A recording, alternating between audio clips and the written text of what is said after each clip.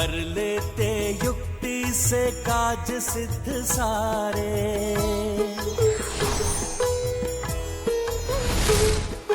बुद्धि व चातुर्य अद्भुत तुम्हारे।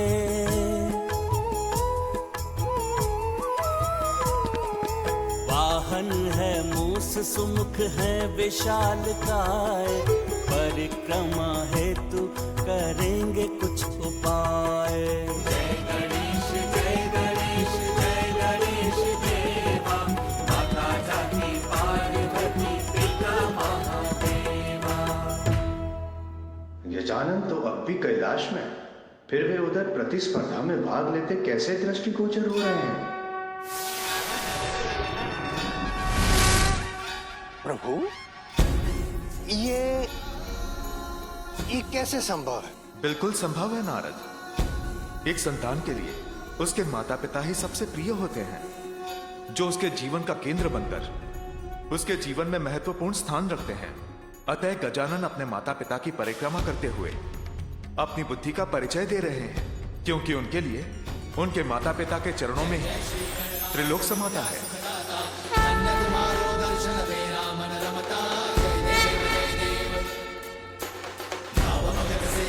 शरणागत आवे सन्नत संपद सबही भरपूर पावे। ऐसे तुम महाराजों को अति भावे।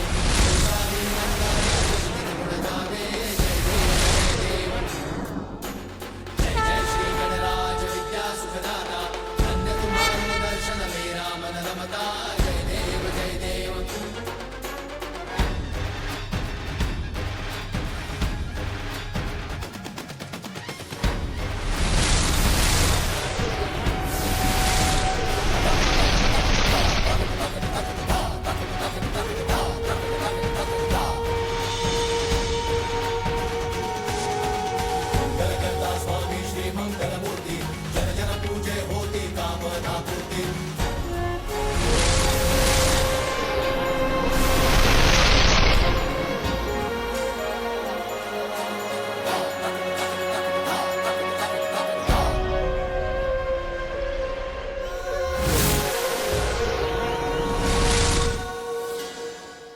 अद्भुत और कितना दिव्य दृश्य है ये। किंतु प्रभु, ये कैसे संभव है कि गजानन यहाँ पे माता पिता की परिक्रमा कर रहे हैं, तत्पश्चात भी वे वहाँ अन्य देवताओं के साथ स्पर्धा में सहभागी हो रहे हैं?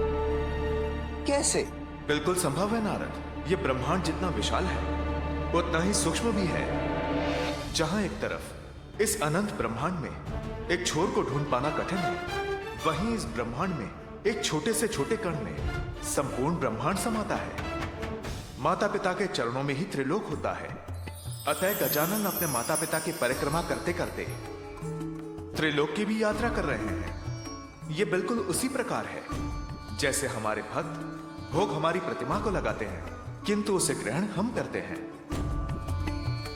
भविष्य यज्ञ की अग्नि को दिया जाता है, परंतु उसे ग्रहण देवता करते हैं। सत्य वचन।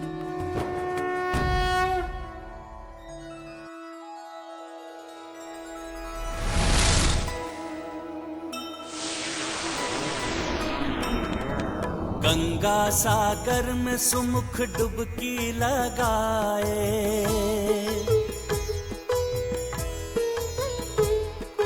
ध्वजा श्री जगन्नाथ मंदिर से लाए। कांची से अति पावन कुमकुम ले आए। द्वारका से जगमगाता शंख भी उठाए। जय गणेश जय गणेश जय गणेश देवा। माता जाति पार्वती पिता महादेवा।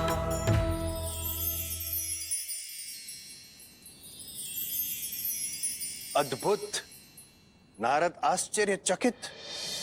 वहां सभी देवता पृथ्वी और पाताल के तीर्थ यात्रा करने की होड़ में लगे हुए हैं, और यहाँ गजानन मात्र अपने माता पिता की परिक्रमा करके ये कठिन कार्य पूर्ण कर रहे हैं।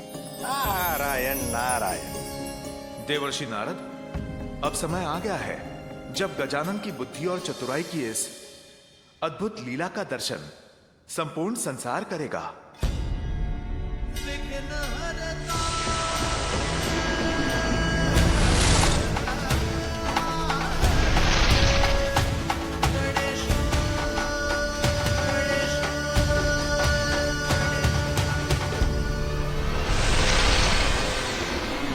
प्रभु, इस लघु द्वार में मैं अपने इस विशाल आकार के साथ कैसे प्रवेश करूंगा?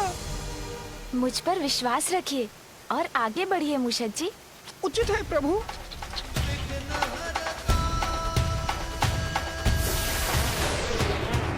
गजानन पाताल के द्वार तक पहुंच गए हैं। द्वार तक पहुंच तो गए हैं,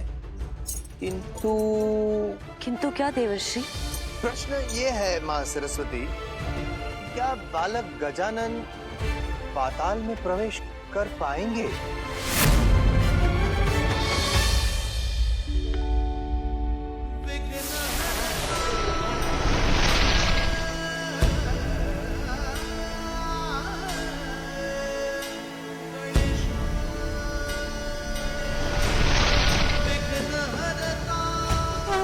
युक्ति लगाई जाए तो कोई भी कार्य असंभव नहीं होता मूषक जी।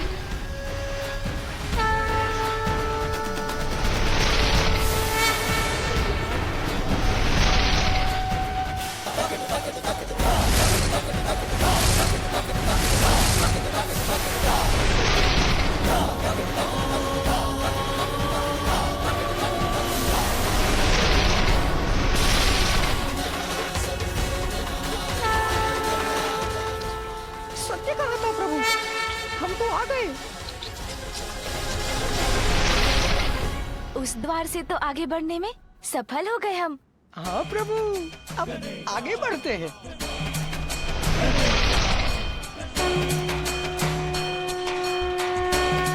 बहुत अच्छे मूषक जी।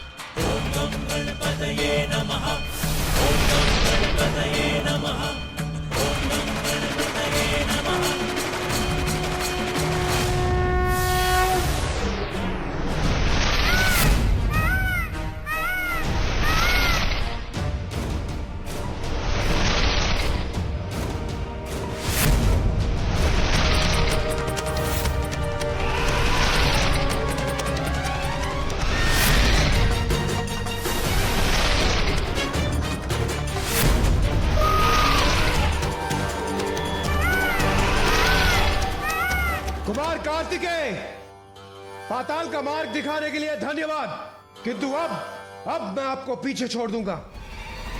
रावत, पूरे वेग के साथ आगे बढ़ो।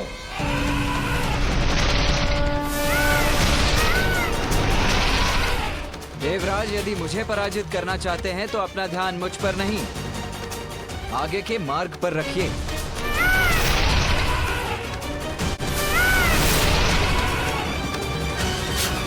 रावत,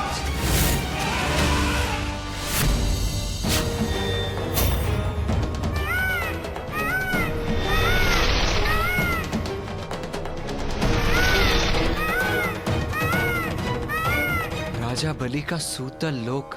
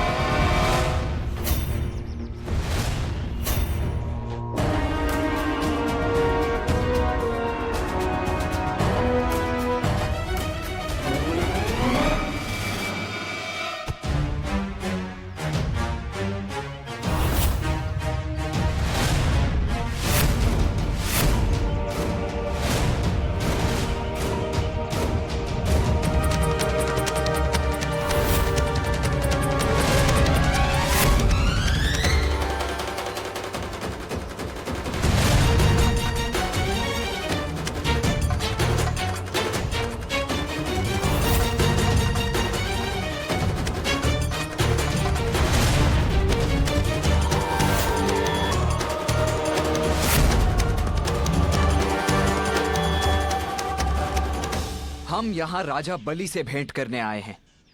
आगे बढ़ने दे हमें। कोई नहीं जाएगा आगे।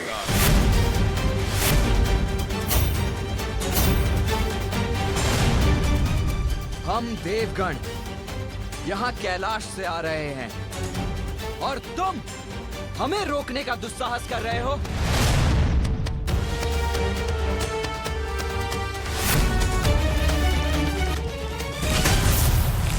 कार्तिकेय,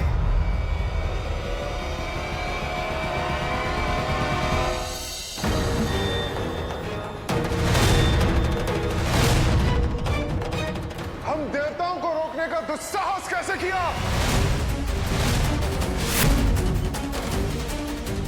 ये तो कोई असुर प्रतीत होता है।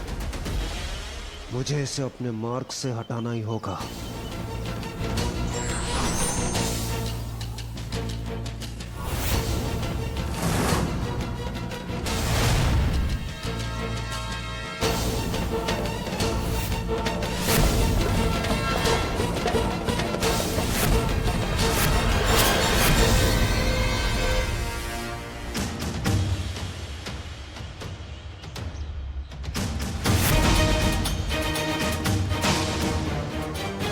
कैसी मायावी शक्ति का स्वामी है ये, जिसके कारण मैं अपना वार भी नहीं कर पा रहा हूं।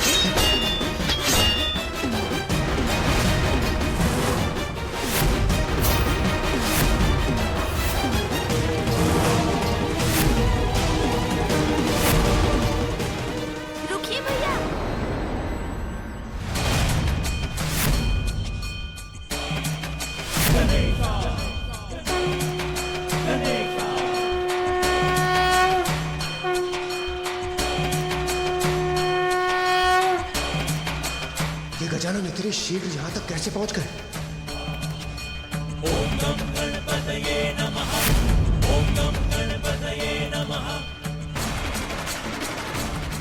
गजानन यहाँ? ये कोई साधारण द्वार रक्षक प्रतीत नहीं होते।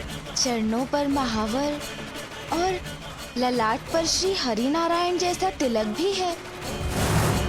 इनको पहचानने में आप सभी देवगणों से भूल हुई है।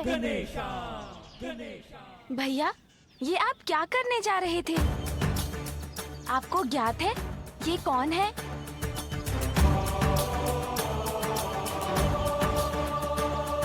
स्वयं मामा जी श्री हरि नारायण है ये।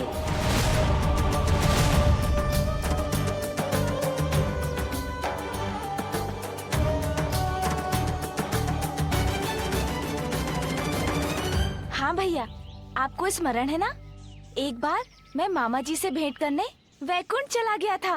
तभी जब मामा जी ने मुझे स्वादिष्ट फल दिए थे खाने के लिए, तब मामा जी ने मुझे ये कथा सुनाई थी। प्रजा के हित का ध्यान रखने वाले अत्यंत शक्तिशाली असुर राजा बलि ने अश्वमेध यज्ञ प्रारंभ किया, जिसके संपन्न होने पर असुरों का देवताओं पर वर्चस्व स्थापित हो जाता।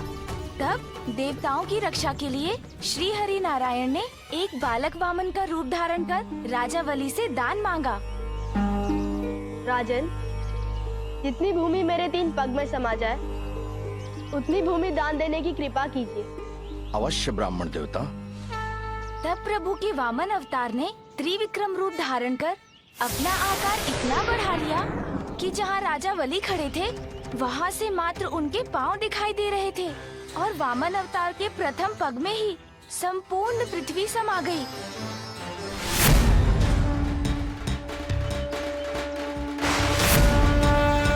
उनके दूसरे पग में अन्य सभी लोग आ गए।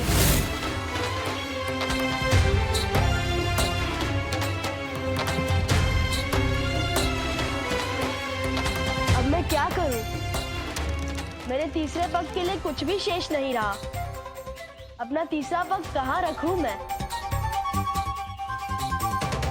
और इस प्रकार राजा वली, जिन्होंने अपना कोई वचन कभी भंग नहीं किया था, प्रभु के वामन अवतार के समक्ष झुक गए और उनके तीसरे पग के लिए अपना शीश ही बढ़ा दिया।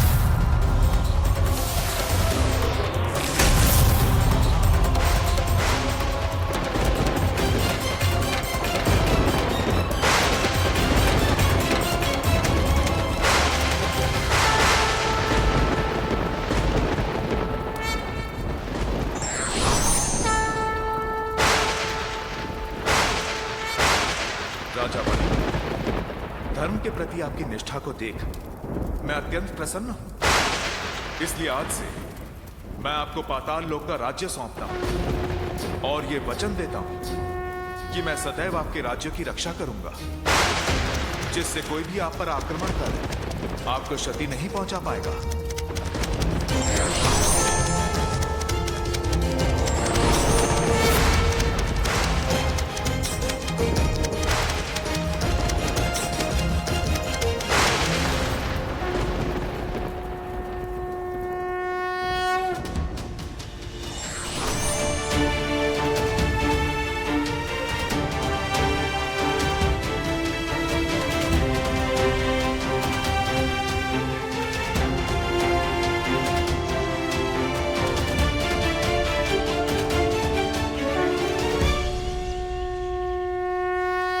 मुझे क्षमा कर दीजिए, मुझे नहीं ज्ञात था कि आप स्वयं श्री हरि नारायण हैं। प्रभु, हमारा निवेदन स्वीकार कर क्या आप हमें भीतर जाने की अनुमति देंगे? मैंने कहा ना, कोई भीतर नहीं जा सकता।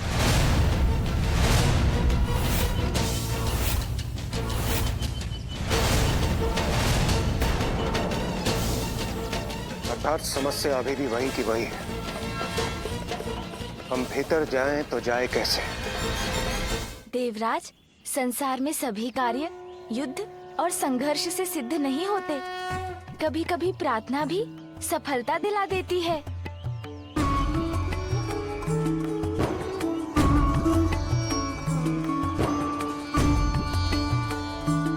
हाँ, उचित कहते हैं गजानन, मैं समझ गया।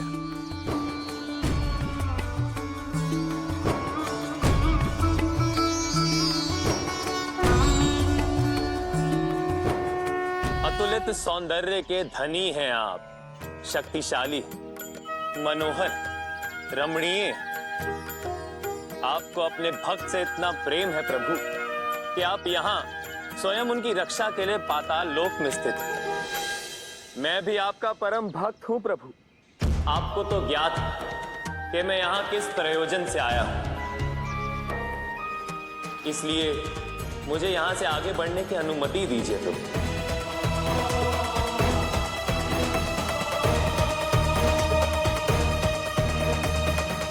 आप आगे नहीं जा सकते।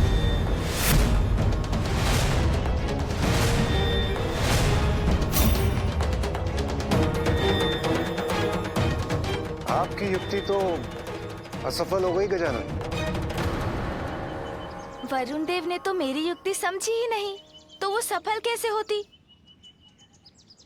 प्रहरी अपनी प्रार्थना से नहीं, अपने स्वामी की प्रार्थना से प्रसन्न होता है।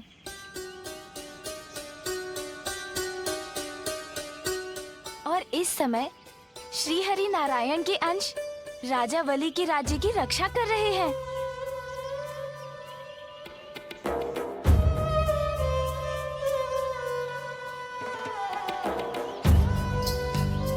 असुर होने पर भी, वेद में भी जिन्होंने अटूट निष्ठा रखी, जो सदा दयालु और दानवीर रहे, जिन्होंने स्वयं भगवान को दान देने का सौभाग्य प्राप्त किया। दान देते समय जिनके हाथ ऊपर रहे और भगवान के हाथ दान स्वीकार करने के लिए नीचे हो गए। ये इतना दिव्य मधुर स्वर किसका है?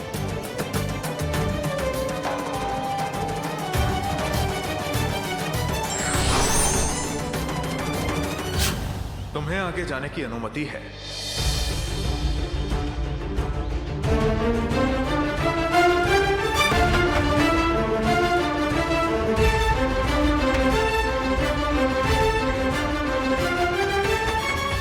धन्यवाद मामा जी।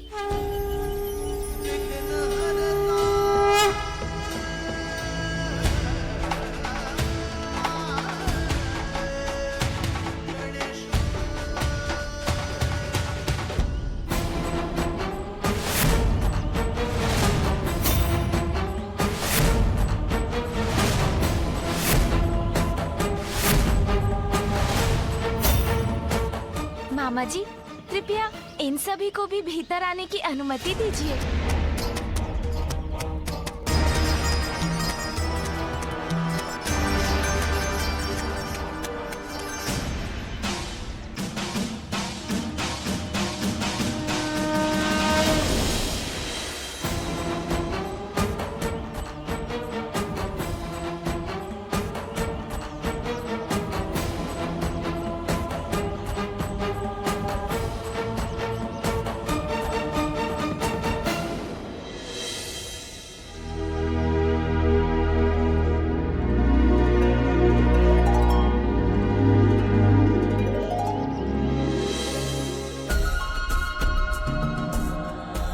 गजानन, मैं तुम्हें प्रतियोगिता के प्रारंभ स्थान पर छोड़कर आया था, फिर इतनी शीघ्र तुम यहाँ कैसे पहुँच गए?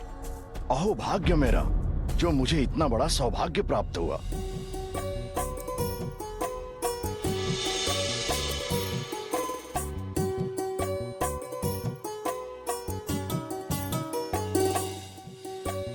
आप सभी देवगणों को राजा बलि का प्रणाम। प्रणाम राजा बलि जी। महादेव और माता पार्वती के पुत्र स्वयं हमारे पास आए हैं। ये तो मेरा परम सौभाग्य है। आपका स्वागत है। प्रणाम देवराज, प्रणाम देवगणों। आप सभी का स्वागत है यहाँ। राजा बलि, आपको तो ज्ञात ही होगा कि हम सब यहाँ एक प्रतियोगिता को पूर्ण करने के उद्देश्य से आए हैं। इसीलिए अभी हमें आपके उपवन के फुहारे से मोतियों की आवश्यकता है। अवश्य। आप सभी यहाँ इतनी दूर से मेरे पास आए, मेरे अतिथि हैं, और ये तो आपका अधिकार है। यदि आप भोजन के लिए भी रुक सकते तो और भी उत्तम होता। भोजन?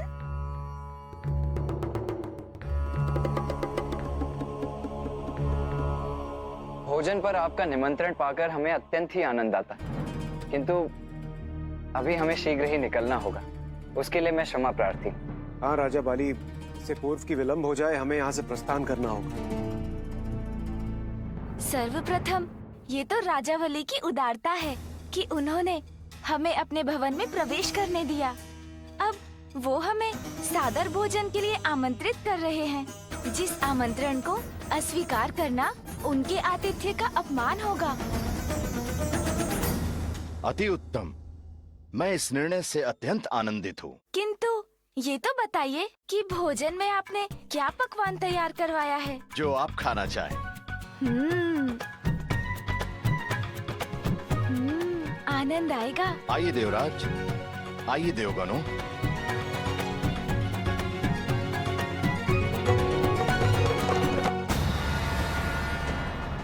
इन सभी को भोजन करने दो। अच्छा अवसर है, मैं धीरे से छिपकर निकल जाऊंगा यहाँ से।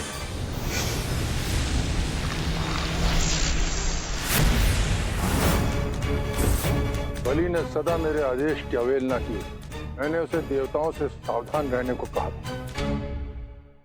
आज भी उन्हीं का साथ देकर सहायता कर रहा है। बलि मेरा आदेश नहीं सुनेगा तो क्या, राहु और केतु तो मेरा आदेश अवश्य मानेंगे।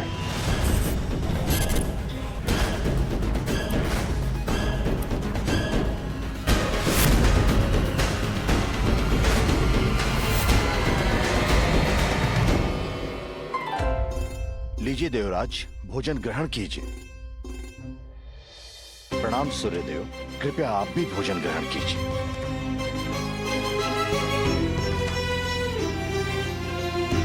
अच्छा अवसर प्राप्त हुआ है भोजन का। भ्राता गजानन, अब यहाँ अधिक समय मत लगाना। शीघ्र भोजन करो, फिर यहाँ के उपवन से मोती बटोर कर हमें आगे बढ़ना है, ठीक है?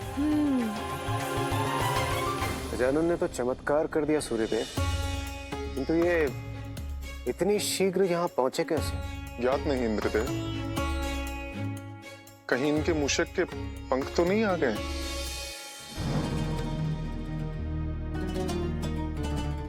अन्य सभी के पूर्व भोजन समाप्त कर लेता हूं।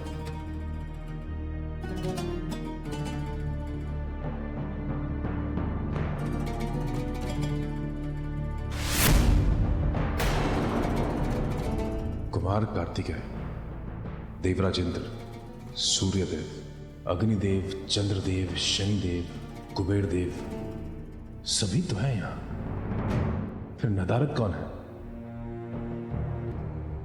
यमराज। क्या हुआ वायुदेव, आप इतने स्तब्ध क्यों लग रहे हैं? कुछ नहीं देवराज, कुछ नहीं हुआ, आप भोजन कीजिए।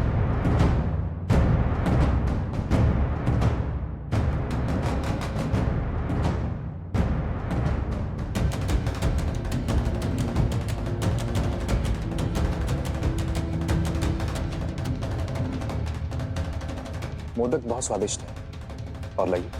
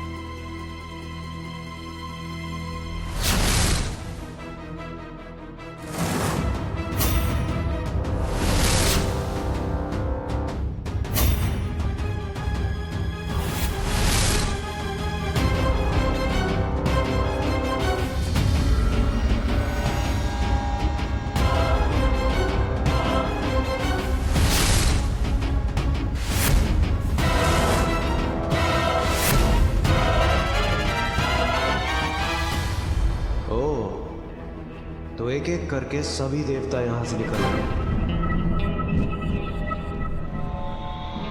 गजानन, बस बहुत हो, चलो अब हमें जाना चाहिए। भोजन छोड़कर भैया, किंतु उससे तो अनिष्ट होता है। गजानन, मैं अपना भोजन समाप्त कर चुका हूँ, तुम भी करो और शीघ्र चलो यहाँ से। किंतु मैंने तो अभी भोजन प्रारंभ भी नहीं किया। भैया, मुझे माँ ने सीख दी थी कि हमें अन्न का अनादर नहीं करना चाहिए, हमें सदा अन्न का आदर करना चाहिए। मैं भोजन का निरादर कभी नहीं करूँगा। आपको आगे जाना है तो जाइए, मैं फिर आगे पहुँच जाऊंगा। क्या हुआ देवराज इंद्र? प्रतीत होता है आपको भोजन उचित नहीं लगा। भोजन तो अति उत्तम है, किंतु मुझे यहाँ से प्रस्थान करना होगा। कृपया मुझे अनुमति दीजिए। जैसा आपको उचित लगे। आपका बहुत बहुत धन्यवाद। प्रणाम। गजानन, ये भोज नहीं प्रतियोगिता है, इसीलिए शीघ्र अपना भोजन समाप्त करना और आगे बढ़ना, ठीक है? हाँ भैया, मैं मन भरकर, मेरा अर्थ है कि शीघ्र खाकर आ जाऊंगा। उचित है, किंतु हाँ, राजा बलि के उपवन से दिव्य मोती लेना मत भूल जाना। हाँ भैया। अब आज्ञा दीजिए।